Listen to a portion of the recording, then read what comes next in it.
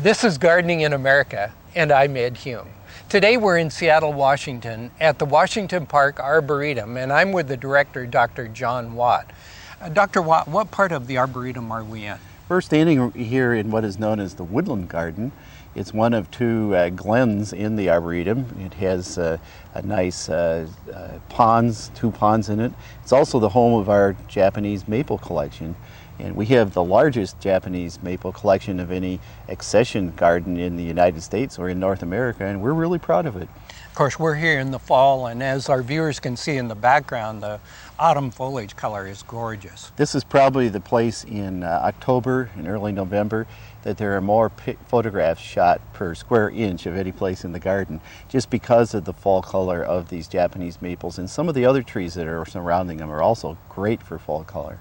Dr. Watt, most people think of an arboretum or a botanic garden probably of visiting it in springtime or during the summer, but there's a lot going on here now, isn't there? Exactly, and we'd like to encourage people to come all year round because it really does change. And this time of year, it changes certainly on a weekly basis. This is driving to work. If you haven't driven down a certain little pathway in a couple days, it changes immensely. But all through the winter, there are winter color interests. Some plants in this climate bloom even during the winter when we have nice days. And we strive to put plants into that bloom during this fall and summer, spring, all year round. Sure. And you have one special section here that's just winter, isn't it? Exactly. We have a section called the Winter Garden. It's a display garden which details plants that have winter color, fruits, branches, some foliage, and there's people in there walking around all time of the winters. Sure. And of course you have a visitor center here, and I was going through, in fact, your book collection in the visitor center, and what a nice combination of books you have there. It is. We have, it's all part of our gift shop, and we have books for all ages. I don't know if you had a chance to look, but there are books for children and adults and connoisseurs, and it's a great place to find out more information. I'm not an entomologist, and I noticed some of the children's bug books look exceptionally fascinating to me. Exactly. And a lot of them have hands-on activities because they dovetail with some of our children in school activities as to what the projects could be, and parents can take them along. We have something called Explorer Packs where they can actually get a packet of tools and things, and they come out and do exercises, not only on the bugs but the plants. Oh my gosh. The University of Washington Arboretum, actually it's called the Washington Park Arboretum in Seattle. Put it on your list. It's a great place to visit. Thanks, Dr. Watt. You're welcome.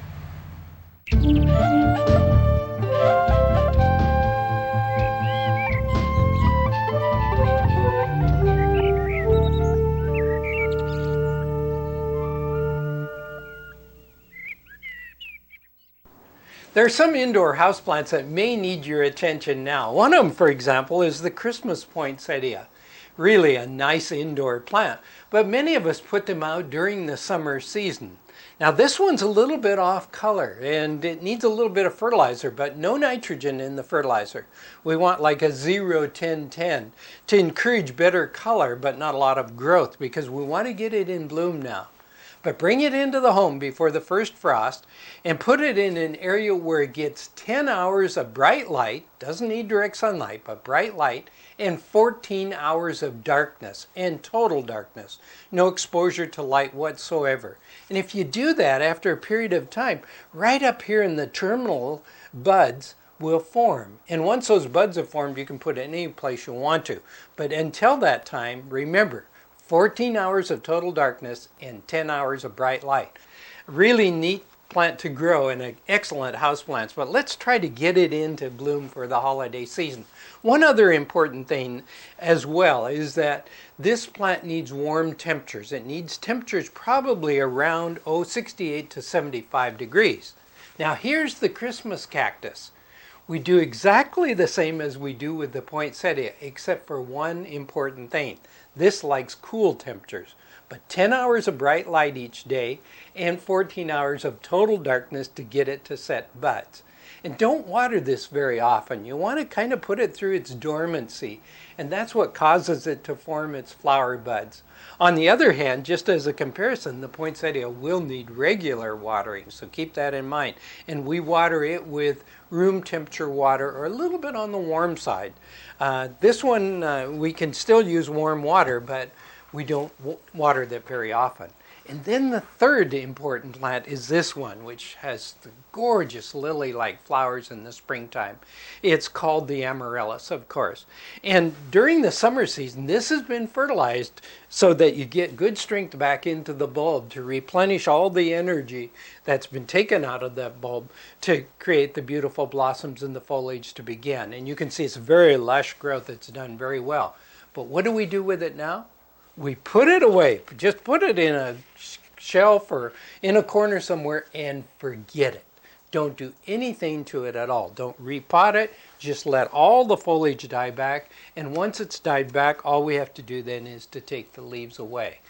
And then after about 3 months, let's repot it in new soil and get it started all over again.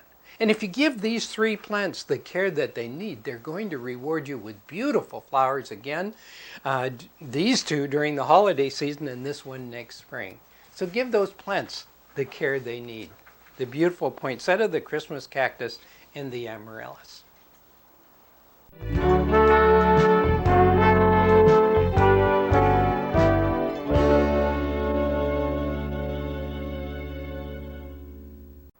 This is a very important time in the garden, the time when you want to make notes on some of the plants that really performed well in your garden, and particularly this late in the season, how nice they are, so that you can include them in next year's garden. Let me give you a few examples. Look at this single variety of chrysanthemum, how gorgeous it is. It's a spoon type. It's been in bloom for weeks and weeks. And look at here, the penstemon. This started blooming way back in June.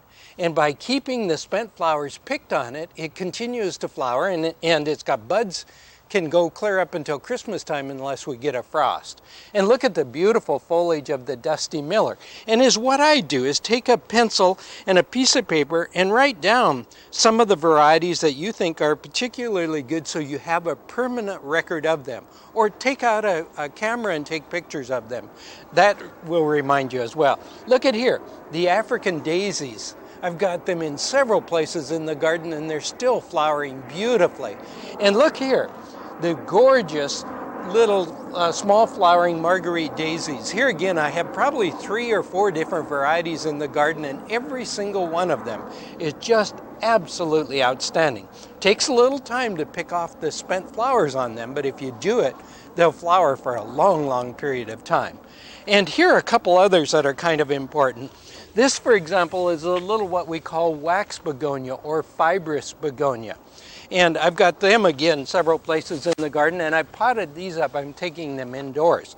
This is also the New Guinea impatiens, which makes a great indoor houseplant, but it's one that you can use as well. Really nice plant. And back here, I've got another nice one. This is Asteriscus. And the yellow flowers on this have been on the plant all summer long. It just really have been outstanding.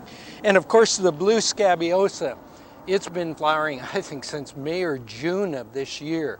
And just continues to flower gorgeous. So it's another one you would want to add to your list. And look at this, gorgeous bacopa. Trailing down over the edge of the container, how nice it is. And look back here. This is Fuchsia Gartenmeister. And again, I have this in several places in the garden, and it's just done exceptionally well. And then over here in the hanging basket, and again, I have this growing several different ways in several different places. The Mandevilla, still flowering beautifully. So be sure that you write down the names of these different ones, or take pictures of them, so that you can include them in next year's garden.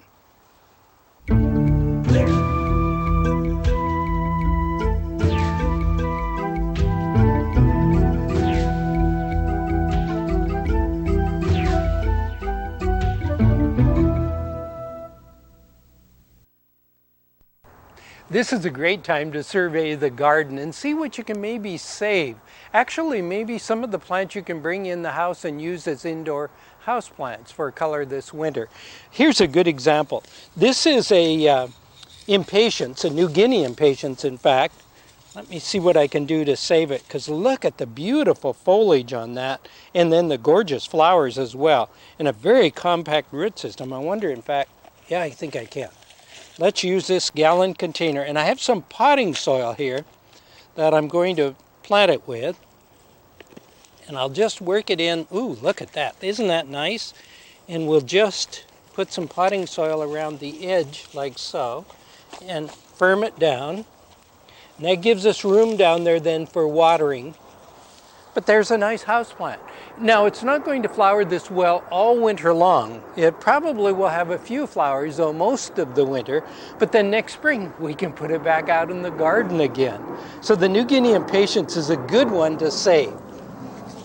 And why not? We need to do that before the first frost this fall. Now, here is a little, look here, a little wax begonia. Some people call this a fibrous begonia. Let's see if we can get this out of here too. Yeah, I think I can. Oh yeah, look at that beautiful little plant, all those flowers. There again, you're not going to have that many flowers during the winter in the house, but you'll have a lot of them. Gee, that doesn't have a very big root system, does it, for such a prolific flowering plant? But let's put that right in the, ooh, isn't that pretty in that pot? And put in some potting soil around the edge, like so, and firm the soil down. Oops, it doesn't have quite enough there. There we go. Ooh, look at that. Isn't that a nice little plant too? Provide quite a bit of color. And there again, we can save it next winter, put it back into the garden again. So we'll have some flowers all winter long. Then over here, on the other side in this area, is a begonia. And of course the begonias, the important thing about the begonia is that we got to get it in the house before the first frost in winter. Ooh, look at that nice plant. So I'll take some of the, see if we can get this into an individual pot. It's a pretty big plant. And I'll put a little bit of potting soil again at the bottom there. We can even force it a little bit. That's not going to hurt it at this stage. There we go. Not going to take much potting soil around the sides. And look at there. Get a beautiful plant immediately, but we can save the tuber, plant it out next year, and enjoy it in the garden now. So I think this is a good time for you to survey the garden and see which plants you can save for next year.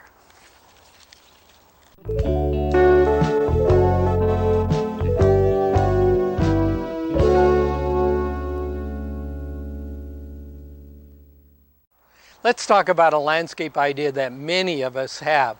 In this particular case, the fence used to come to right here. There was a section of fence and then a gate. So whenever Myrna had to take groceries to the house, she had to walk from here all the way to the house. And on a rainy day, that's not very pleasant. So we've taken out this section, and along this fence, there was nothing whatsoever. And as what I decided to do here was, with some of our plants of the week, is to make kind of a southwestern garden. So I've used primarily, like the palm and some of the really nice grasses. And then you'll notice that I'm collecting all the rocks from throughout the entire garden, and I'm going to use them then around these plants. And I've also set in here 6x6s. And what I've done is put them level, and I've measured the width of the bed to be exactly 3 feet in width. And as I go down, you'll see how that really fits in well. This section here now, as you can see, are gates, and they open out the other way. So is what I'll do here, in order to kind of soften the fence like we're trying to do in the whole area, is I will put some containers down. In fact, probably 3 of them with plants in them and some color around them, so that I can move them if I want to go in and out of that area at all. Now, down here, you'll notice that I have a container, and this is only temporarily. What's happening here is that I have a big rhododendron down where I'm putting in a deck, and I want to bring it up and transplant it into this area. So I'm using this Biddens here only for seasonal color. Look how beautiful it is late in the summer season. Now, I've planted some of this area, as you've, from week to week you've seen, in fact, and is what I did here in this particular area was I put this rhododendron in and was going to plant it in. And Myrna said, no, I'm doing some artistic work with the stems below on the wisteria, so please let's leave it that way. Now, so I'm not going to put anything high in that area so you can enjoy the stems, particularly during the winter season. You'll notice also here that I've used gravel. It's only because we haven't decided what kind of a surface we want. We don't want concrete and we don't want asphalt, and so whatever type of hardscape surface we're going to use, that comes a little bit later on. In this area also you'll notice another Biddens, and is what we're going to do is we've got a large camellia also in the area where the deck is going to go, so that's going to go in here. We'll be transplanting that very soon. And then there's that Lady Bly rhododendron that we transplanted earlier. Doesn't it look happy? It's really doing very, very well, much better than it did in the other area. But I hope that gives you some ideas on landscaping and softening a fence by the use of plants.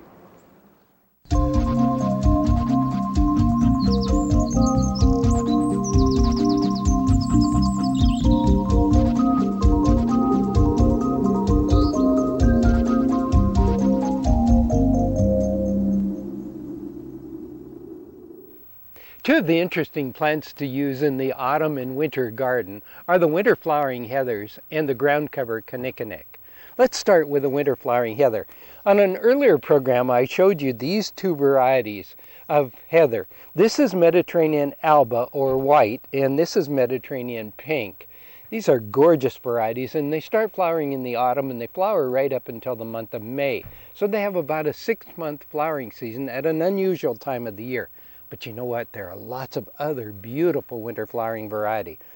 For example, this is one called December Red. And December Red, it's not really a red, it's a deep rose, and it doesn't have its color yet, but it'll come on. Here's another variety that's very, very attractive. This is what's really called a red. This is Kramer's Coat. K-O-T-E. Very attractive variety, very low growing, as you can see, and just now coming into bloom, flowers for a long period of time. Here's one also, it comes into bloom a little bit later, around the first of the year, in fact, right around Christmas time. It's a variety called Margaret Porter. Very, very pretty. This is a variety then that's called Springwood White. Only grows about 4 to 6 inches high, but will spread about 6 feet in width. Very, very pretty. Also comes in a variety that has pink flowers on it. So there's Springwood White and Springwood Pink. And then of course the variegated leaf varieties are great. They don't flower at this time of the year, but they're very, very attractive. Now, in addition, the kinnikinick. This is a great ground cover that flowers in the springtime, then has berries during the fall and the winter. These plants are not large enough to have berries yet, but nevertheless a great ground cover for winter color. So these are only a couple of the plants that really provide color during the winter season. The winter flowering heather and the kinnikinick, and they're my choice as plants to provide color in your garden at this time of the year.